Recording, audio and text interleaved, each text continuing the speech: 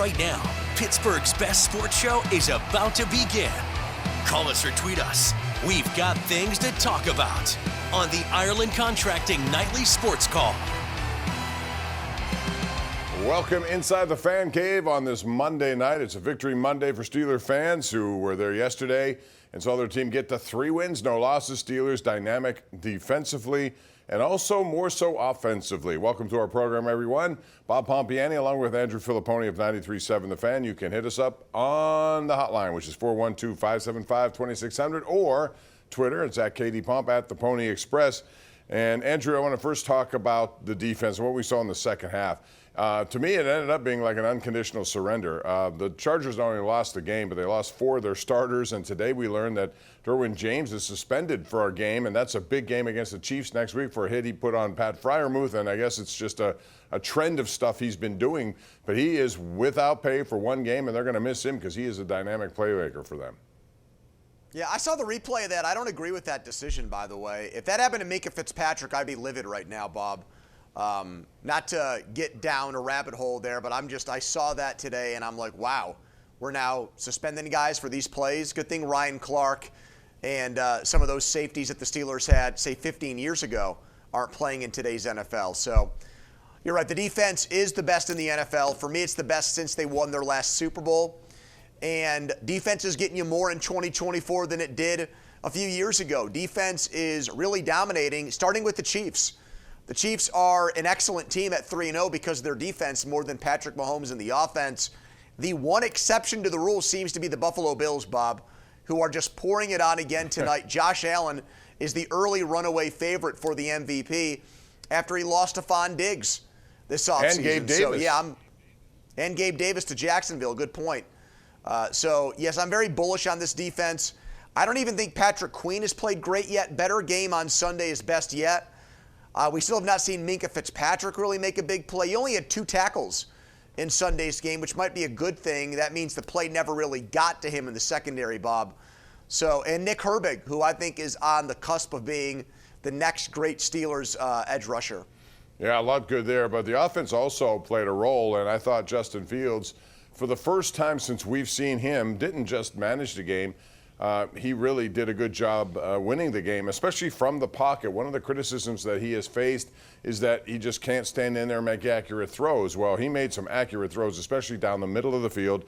And I think Arthur Smith feels more and more comfortable with him. It was sort of like a training wheel session, I guess you can say, where they were just going to let him do a few things. Don't make mistakes, as he made a ton of them in Chicago. And now it looks like he has a lot of confidence. That was his best performance, really, from a consistent basis, dating back to mid-last season in Chicago. No doubt. In a close, low-scoring game, they let him throw it 30-plus times, 32 times, Bob. That's uncommon. I didn't see that coming. That was not on my Steelers kind of blueprint to victory, was to ask Justin Fields to throw it. But their run game, until late, didn't do much. Now, it came alive in the fourth quarter with a lead. At that point, I agree. I think the Chargers were tapping out of the game and were begging for the game to end. But it required, for most of the game, Justin Fields to beat the Chargers with his arm. And to his credit, he did. He did everything. Short throws, medium throws, long throws, middle of the field, outside the numbers, on the run in the pocket. I was very impressed. And we're going to hear Mike Tomlin tomorrow here on KDK+, Bob. For me, if he says we're going to continue to wait and see with Russell Wilson, I don't like that. I'm not going to be a big fan of that. I think just like they moved Fautanu ahead of Broderick Jones, the depth chart should reflect that Justin Fields is their starter, meaning if he has one bad game in Indianapolis, they don't go to Russell Wilson. The guy should have more leeway. He should have a longer leash, and he should be given a chance now to prove to people that he is a starting quarterback in the NFL. I would agree with that, but I also don't think you're going to see that in black and white. I think you'll continue to ride. Why not? Because he's injured. Just why not? He's a 9-year vet or a 9-time Pro Bowler, a Super Bowl. I think that's just the way Tomlin rolls. That doesn't mean that Justin Fields isn't the starter moving forward, regardless of what happens next week. I agree with you there. I just think that's the way he plays it with those guys, especially guys who have a long career and a very good one at that. So we'll see how that goes. Meanwhile, tonight you mentioned, isn't it amazing? The Jacksonville Jaguars have gone completely backwards now with Doug Peterson at the helm. Trevor Lawrence is just struggling like crazy. You look at a guy like Jaylen Daniels with the Commanders tonight too. he's doing a very good job in Cincinnati. And, man, if they go 0-3, look out. Oh, yeah, because 0-3 doesn't get you in the playoffs, with almost never, as a matter of fact. 2018 is the last time it happened. Before that, you have to go back to the 1990s. So they would be in a deep hole. They'd be 3 games behind the Steelers. And you've got even Baltimore now 1-2, and looking better after that win in Dallas that they had to hang on for and win for dear life. So Cincinnati's got to find a way to come back in this game. Jamar Chase just caught a touchdown pass to cut the gap and close it again. But, Bob, the bigger story there, even if they win, is what's going on with their defense, where they are just getting absolutely shredded by a Washington team that didn't score a touchdown last week against the Giants. They kicked 7 field goals in that game, and now they're manhandling the Bengals tonight. Yeah, again, Daniels getting better week by week, but that defense has been bad. And quite frankly, the Cowboys defense continues to get shredded too, and they did yesterday in large part until that last quarter when they came back in the game. We're due for a break. We'll take it when I hear from you at 412-575-2600. Get on the phone, call us. Let us know what you think about all this and more. We'll talk about Pitt. We'll talk about Skeens as we have time against Jackson Merrill. The odds have shifted now slightly in favor of Skeens for Rookie of the Year. All that coming up right here on the Ireland Contracting Nightly Sports Call. Our GMC Sierra tweet of the night comes from the NFL on CBS, and they do a little comparison between Justin Fields and Caleb Williams, the #1 overall pick and loser yesterday in Indianapolis. You see the difference there. Fields, maybe was just getting out of Chicago, you know. He was in a situation where he had all these different coordinators and thoughts and no plan in place, and maybe Fields wasn't the problem at all. Maybe it was Chicago. And now here in a better system with some better coaching and a better culture, all of a sudden you see the results there. So my question to you before we go to the lines at 412-575-2600 is, if the Steelers believe that this guy is their future at some point of this season, their policy generally, and they stick to it in most cases, is to not sign anyone during the regular season. But it's interesting to note that Justin Fields is an unrestricted free agent because he has a 1-year deal and he can do what he wants at the end of it. I imagine he likes it here, and I imagine he'd want to stay here. But at the same time, he's also going to try to cash in. What do you think would happen, and should they break their policy? Well, they still have that franchise tag, Bob, although it is huge for quarterbacks. So he'd have to play out of his mind here for them to want to do that. But if he plays well, if he has a good season, why would he want to go somewhere else when he's comfortable here? He just had a negative experience in Chicago. Yeah, I mean, it might be more expensive at the end of the year than to do it now.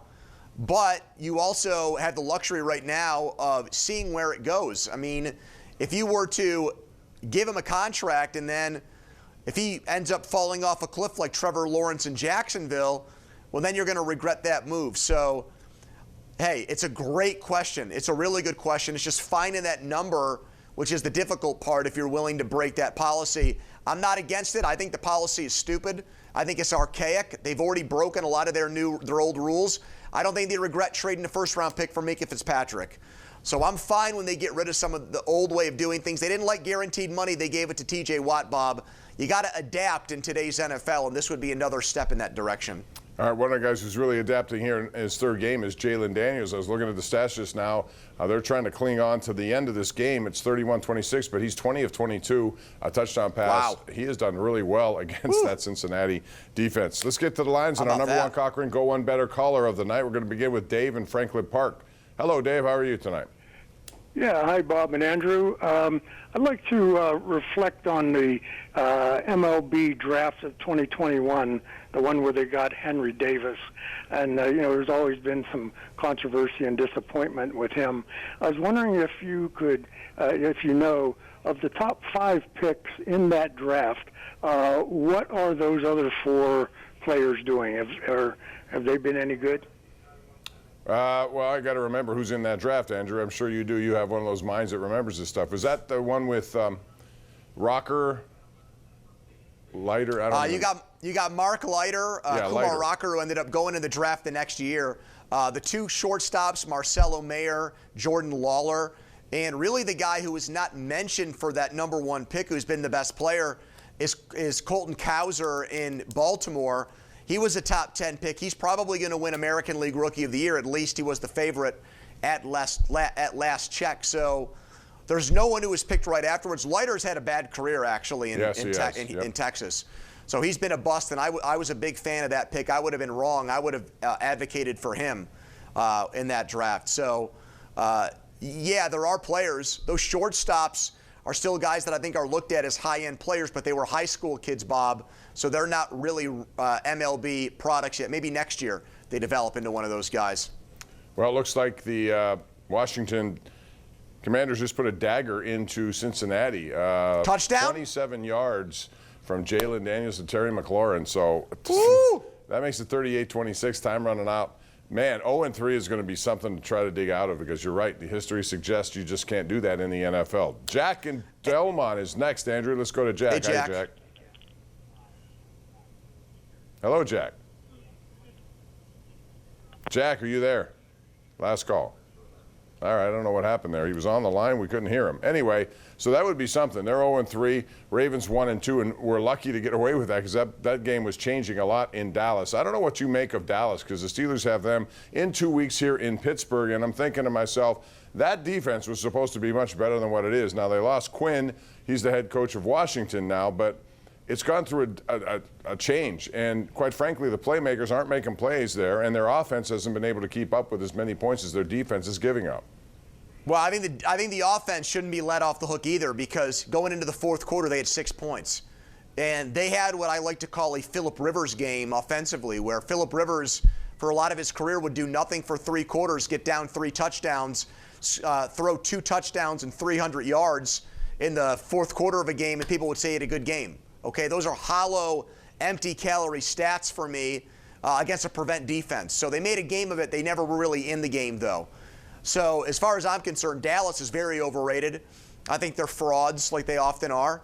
And the Steelers should win that game.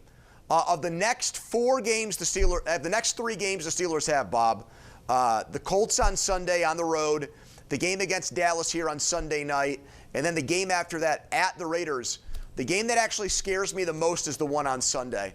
I think it's very hard for teams to play 4 good games in a row. We saw what happened with Tampa Bay last week against Denver, and their quarterback is such a loose cannon in good ways and bad ways. You can have the perfect defense called, and Anthony Richardson could do something spectacular. So if I'm Mike Tomlin, you got to keep your team grounded this week because just because the Colts are not a good football team at 1-2, don't take for granted that you're going to go there and win on Sunday. They're still a dangerous football team, in my opinion. Especially when they have Jonathan Taylor doing what he's been. Yesterday he had a good season, 100 yards plus, 2 touchdowns. And Richardson, you're right, he's interesting because last 2 games he threw 2 brutal interceptions yesterday, 1 into triple coverage. He's capable of doing that, but he's also capable of laying one right in the money at 44 yards away, which he did in the first quarter of that game. Yeah, that's interesting. I don't know what to expect, but he's very similar, talent-wise to what Justin Fields is. Although Justin Fields is a little bit older now, and maybe because he's here, he's in a better situation. I don't doubt the guy's going to be very good. I think he is anyway, because when they drafted him, I thought that. Did you think that about Richardson, or did you think that was the wrong pick for them to make? I liked that pick in this way. If you're going to take a quarterback in the first round in an early pick, I'd rather have the guy that has the huge upside, who has the potential to be great, than the guy who has the low ceiling. And so with Richardson, he didn't play a lot of games at Florida. You saw highlight plays that led you to believe he was great. You also had reason to think he wouldn't be, which is exactly what's happened. I don't think it was a bad thing last year, Bob, that he got injured and that he was able to watch the entire year and see Gardner Minshew. So he's still very early in his career. So I'm not ready to throw in the towel on him, even though his completion percentage is very low. For all intents and purposes, he's a rookie right now, just like Jaylen Daniels, Bo Nix, and Caleb Williams, and he's younger than a lot of those guys. So I still think he has the potential to be a very good player, even though he struggled through the first 3 games of this year. Let's go out to McKeesport. Stan joins us right now on line number 5. Hey, Stan. Hey, what's going on? How are you? I was wondering, Hey, Stan. What's your opinion? Russell Wilson be a good fit in Miami right now? I wouldn't do that, and I know a lot of people want to do that. I'm doing that from a depth reason. I just don't. I think they have a really nice situation. In fact, Bill Belichick today said on the McAfee show that he thinks it's the best situation in football. Andrew, would you do it? Well, first of all, so Bill Belichick would rather have the Steelers situation than the Bills with Josh Allen or the Chiefs? Well, he's talking about 1-2 punch, I think. A guy behind a guy who can, he has the kind of resume. Well, Would No you doubt, rather Bob, have but if you Trubisky were- as your backup to? I mean, I understand about Josh No Allen. doubt, but if it was, you could have Patrick Mahomes with Bob Pompeani as his backup, or Justin Fields and Russell Wilson. I still think I'm going with Kansas City. No offense to your quarterback exploits, but I know what Belichick was trying to say. So here's the thing about the Miami trade. I'm with you. I probably wouldn't do it, but let me pitch it to you this way. If I told you could trade Russell Wilson and get a third-round pick, all right, for Miami, and then you could take that third-round pick and trade it to Tennessee for DeAndre Hopkins, would you do it then? You know, again, I would consider it, I suppose, but my premise on this is I do not want an injury to affect what is turning out to be a pretty good season. And I don't know if I trust Kyle Allen enough to be the guy to come in. I'd rather have Russell Wilson here. So, yeah, maybe that would help your wide receiver, but if you lose Fields for some reason and you don't have Russell Wilson, then what do you have? Now you're going to be back where you can't get the ball maybe to everyone you need to. So, even though I respect Kyle Allen, but we got to go to a break, Andrew. Hang on. We'll continue this when we come back. Bob. No, we're a little bit, we need more time. Please, management, listen, give us more time at 412-575-2600. It's the Ireland Contracting Nightly Sports Call.